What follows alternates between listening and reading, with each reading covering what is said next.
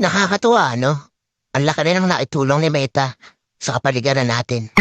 Lalo na tuwing umaga, wala ka na halos makita ang mga chismosa na nakatumpok dyan sa labas ng bahay niyo.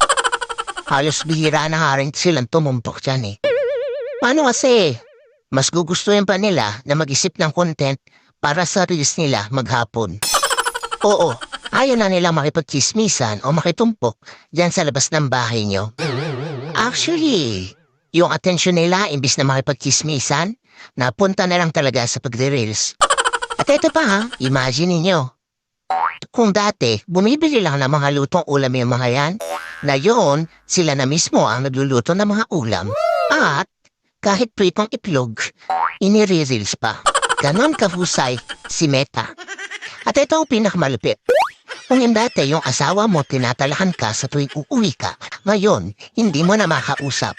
Kasi busy na sa pagla-live o hindi kaya busy sa pananood ng live. At ang mas matindi, hanggang madaling araw, nakikipag-engage na lang siya dahil wala na siyang pakialam sa iyo. Ang husay ni Meta, no?